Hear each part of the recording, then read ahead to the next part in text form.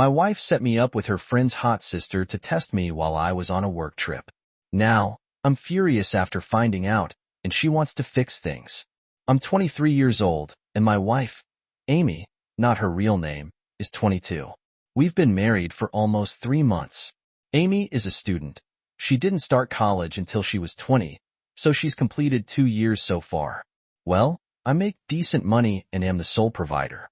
I didn't go to college but entered the workforce instead and have done well so far. Amy works part-time at a coffee shop in the summer and on weekends, but it doesn't amount to much.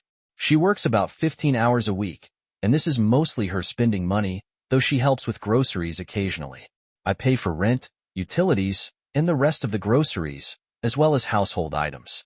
Amy has some student loans, but my goal is to pay for as much as I can to minimize her debt, even if it means we have to scrimp in other areas.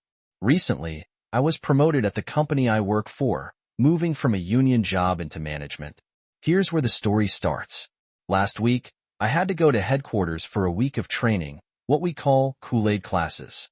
I flew out the previous Sunday, and due to a lack of available flight times, there wasn't a late enough return flight for me to finish my training on Friday, so Saturday morning was my return flight. Amy wanted to come with me because, being newly married, I guess she couldn't live without me for a week. However, I'm the only one paying for things, and when we make a budget, I stick to it.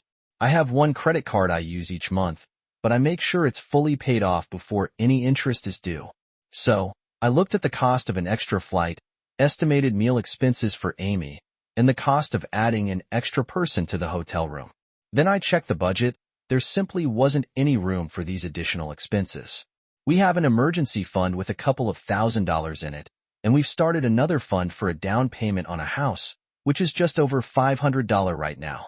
It's not much, but you have to start somewhere. Amy and I sit down to go over the budget together because I need her on the same page with me. When I broke the news to her that something simply wasn't in the budget, she was upset. She wanted to just charge it to my credit card, but I told her no because we wouldn't have the money to pay it off. She suggested using the emergency fund, but I explained that this situation didn't constitute an emergency. I told her she wouldn't suffer for me being gone for nights. I did offer a compromise, though. The company's headquarters is about 1,200 miles away, and since some people don't like flying, driving was an option. I could have rented a car, and the company would have paid for the rental and fuel.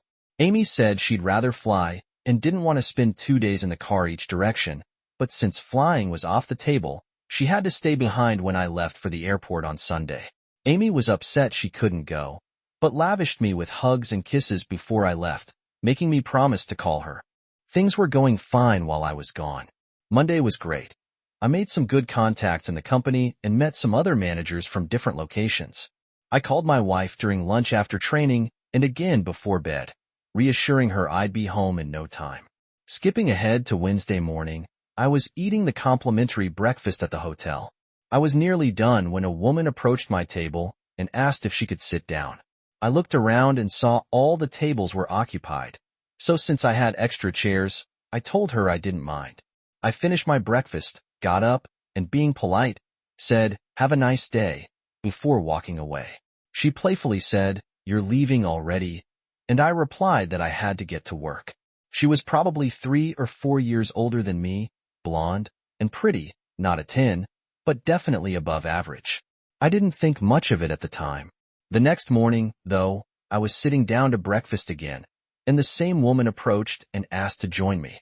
There were open tables this time, but before I could answer, she said, "You ran off yesterday before I could get your name." She pulled out a chair and sat down, even though I hadn't agreed. I was feeling uncomfortable. I'm married, and I love Amy very much. I have no desire to spend time with another woman. I'm not all that experienced with women.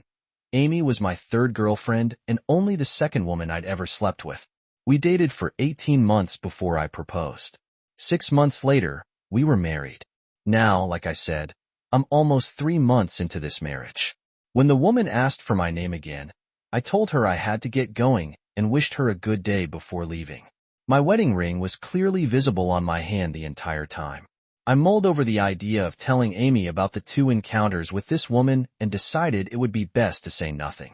So when I found Amy at lunch, I didn't mention it. Later that afternoon, when I got back to the hotel, I entered the elevator and hit the door close button. Just as the doors were closing, they suddenly stopped. A hand appeared, and then the woman stepped into the elevator. When she saw me, she gave me a big smile and said, "Well, look who it is." She pushed the button for the 4th floor, and as the elevator started to move, she said, "You know, I still don't know your name. How about joining me for a drink so we can get acquainted?" Her hair looked great, and her makeup was just enough to accent her features without being caked on, like it was meant to conceal flaws. But I wasn't focused on her makeup. She was smiling at me, waiting for an answer. Then the elevator stopped and dinged open at the 3rd floor where my room was. I stepped out, held up my left hand so she could clearly see the gold band on it, and said, "I'm sorry, but I'm married. Thank you for the invite, though. Have a nice evening." I hurried down the hallway toward my room, not looking back in case she had followed me. When I got to my door, I glanced down the hall to make sure it was empty. Once inside my room, I decided to call Amy and tell her about all 3 encounters.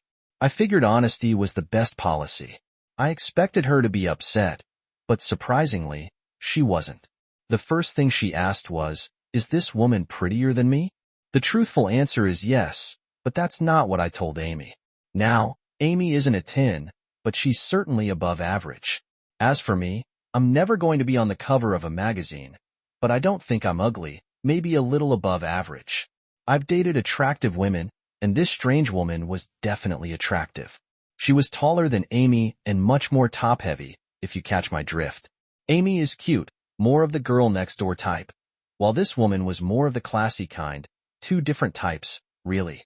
Amy is a brunette, and her long hair does it for me. The thing is, I wasn't tempted by this woman at all. When Amy asked if the woman worked at my company, I told her I had no idea. I'd never seen her before that first encounter on Wednesday. To avoid running into her again, I planned to skip breakfast at the hotel and grab something at the corporate cafeteria the next morning. Friday morning rolled around, and I left the hotel early. I did stop to get a cup of coffee from the self-service bar before heading to headquarters. As I was putting a lid on my cup, I heard a familiar voice say, "It would have been nice to have had a conversation to go with my drink last night." I turned and saw the same woman smiling at me. She apologized, saying, "I'm sorry if I've come off too forward. I've just been here alone for the week and thought maybe we could talk for a little bit." I told her, "Look, I'm married, and I don't want to spend time with another woman. Please leave me alone." Before she could respond, I walked away as quickly as I could. Sure, it was flattering, but I was beyond annoyed at this point. That afternoon, I finished my training and headed back to the hotel, half expecting to be ambushed again, but I made it to my room unbothered. I called Amy and, after chatting for a bit, she asked about my plans for the night. I told her I was going to check out a sports bar down the street for my last night in town.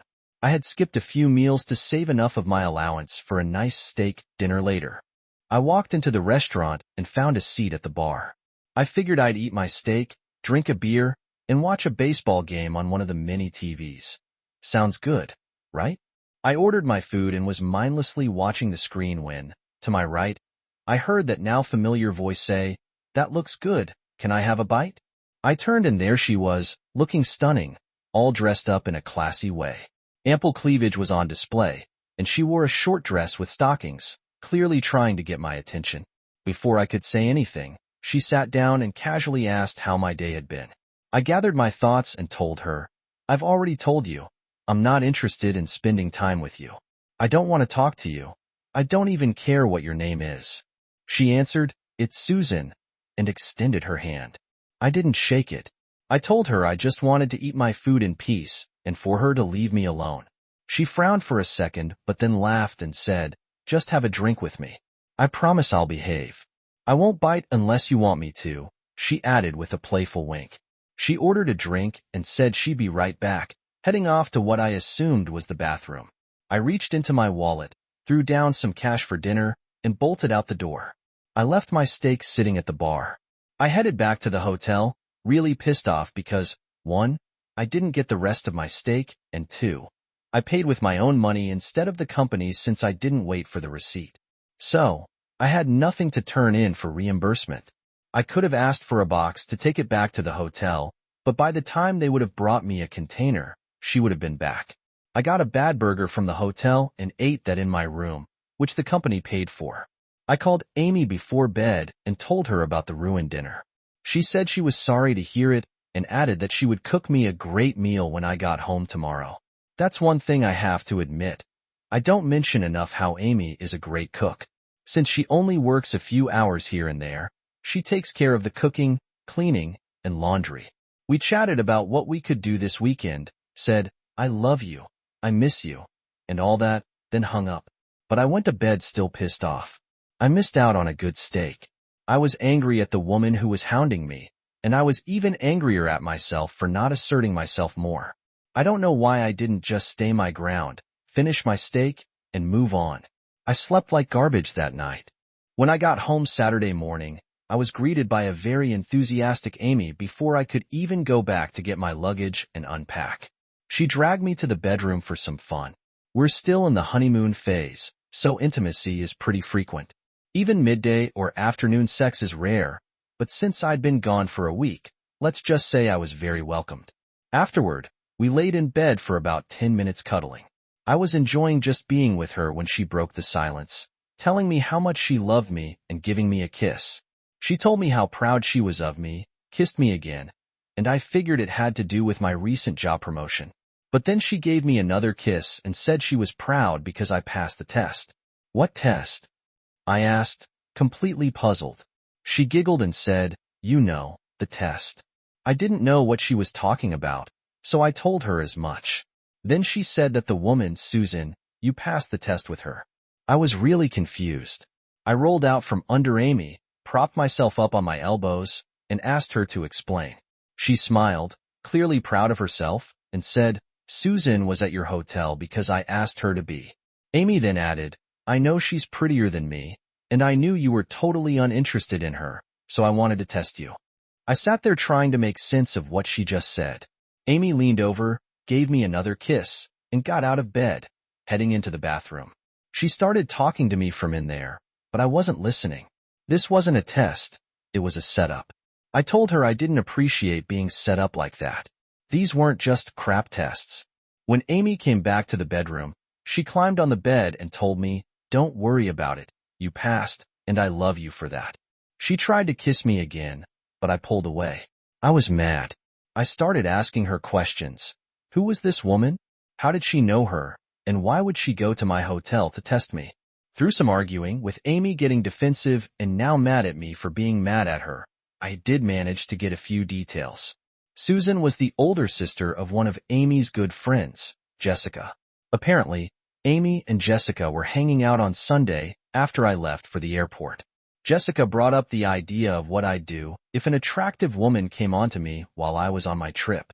After a bit of discussion, they called Susan, and the three of them concocted this ridiculous plan.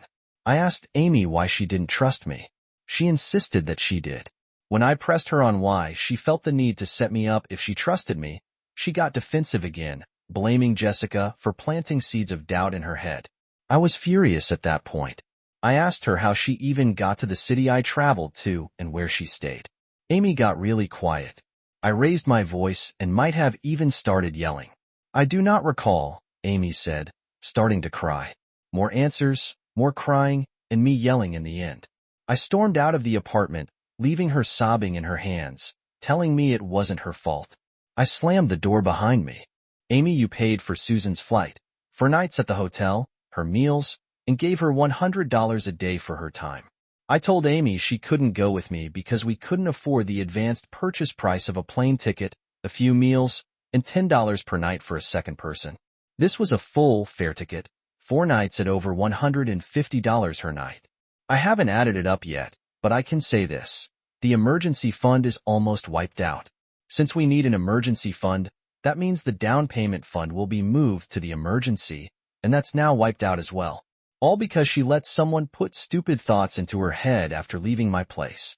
I called my coworker, Jacob, and told him I needed to talk to someone. Jacob and I worked together for a couple of years, and he went into management 6 months ago. He talked me into coming over. He had a couple of other friends over but told me I could join them. I shared with them what had happened, and one of them said Amy had pulled what he called a crap test on me. I'd never heard of it, but I believe you know what it is. They lectured me for getting married so soon and so young. I thought that's what we were supposed to do. They told me we should have separate bank accounts. I was also brought up thinking we were supposed to merge our assets. Next, they lectured me about Amy being an authorized user on my credit card. Okay, I see how this could have been avoided, but closing the gate now doesn't mean anything when the horse is already out. One of the guys told me to watch some YouTube videos. We actually watched a couple together after grilling some steaks. Unfortunately, I was too upset to eat, so the meal was ruined too. He also told me to write to you, so that's what I'm doing. In the end, it's just money, and yes, I can rebuild the finances, but that's not the point. She completely disregarded what I was trying to do to satisfy her insecurities. She also set me up. Can I get past this? I married Amy because I love her. I always saw her as a kind, loving, and caring woman, and now I'm torn. What she did has me questioning who she is. I never set boundaries with Amy. Will it work to sit her down and set them now, or is it too late? That horse is already out. Can you have a relationship with clear boundaries if you set them later and expect them to work? I'd like to make this work with Amy. Amy started blowing up my phone, but I ignored it. Then it was my parents, and then hers. A couple of her friends have also sent me text messages, but I ignored them all. I finally just turned the phone off after staying with Jacob for a bit. I didn't feel like dealing with any of them right now. Jacob told me I could stay with him for a couple of days to sort things out. I'd really love to hear your thoughts on this. I don't know what my options are. My cluelessness got me into this mess, and I need to pull my head out of my ass before I suffocate and figure this out. These are the few things I thought of that need to happen. 1. She doesn't return to school until she pays this fund back. 2. Separate bank accounts. 3. As long as we're married, she doesn't take any more student loans. She pays out of pocket. I've already removed her from my credit card and asked for a new card with a different number to be sent. 5. I'm also thinking I should tell her no more Jessica or Susan. She cuts them off completely right now. I don't trust her to make any right decisions. I turned on my phone and sent a text to Amy and both of our parents telling them I'm figuring out how I'm going to handle things. I told Amy I would use a sick day tomorrow and be by in the morning to talk to her. Until then, everyone needs to leave me alone. I'm ignoring all the texts and voicemails. A push in the right direction would be greatly appreciated if you guys have time to get to this. Thank you, guys. Story 2. I proposed, and my girlfriend said yes, on the condition that I get her a different ring first. Before I proposed, I'm 28, female, and I spent lots of time looking online and in stores for the nicest ring I could afford. I ended up with a 1-carat AS solitaire. My girlfriend, who is 29 and female, doesn't like the ring and wants a different one. All of the ones she has shown me are bigger, more gaudy, and more expensive than I can afford.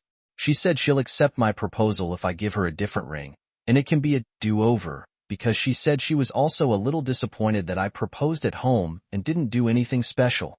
Truthfully, I'm kind of hurt that she cares so much about having a bigger and more expensive ring. I want her to be happy and have a ring she likes, but she is so fixated on how small my original one was, and I really don't feel great about it. Honestly, my heart broke when she said no.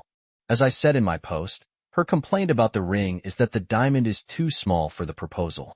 I recreated the exact meal she cooked for me on our second date and proposed on our balcony, with candles around us and her favorite scent.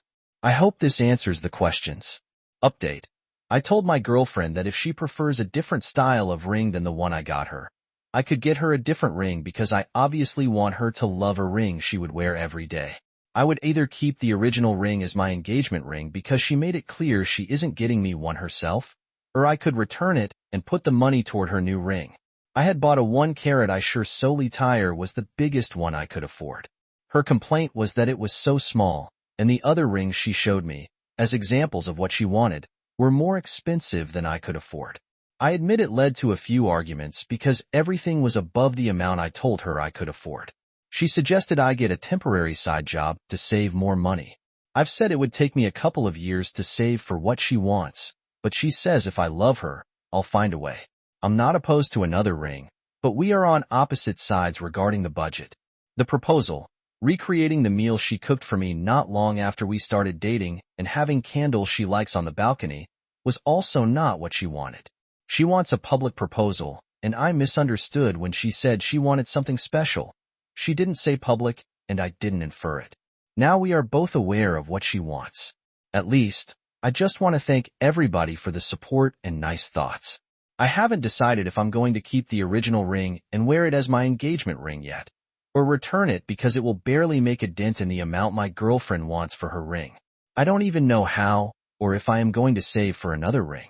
Truthfully, this whole thing has put a damper on the idea of being engaged for the time being. Thanks again, everyone. The backstory is that when I, a 30-year-old female, decided to propose to my girlfriend, I bought her the nicest ring I could afford, a 1-carat, Assure-cut solitaire. When I proposed, I recreated the meal we had on our second date and proposed on our balcony with some candles around us. My girlfriend responded by saying she would only marry me if I bought her a different ring. All the examples she showed me were much bigger and more expensive than I could afford. She had told me she'd accept my proposal if I gave her a different ring, and my proposal would be a do-over because she said she was also disappointed I proposed at home.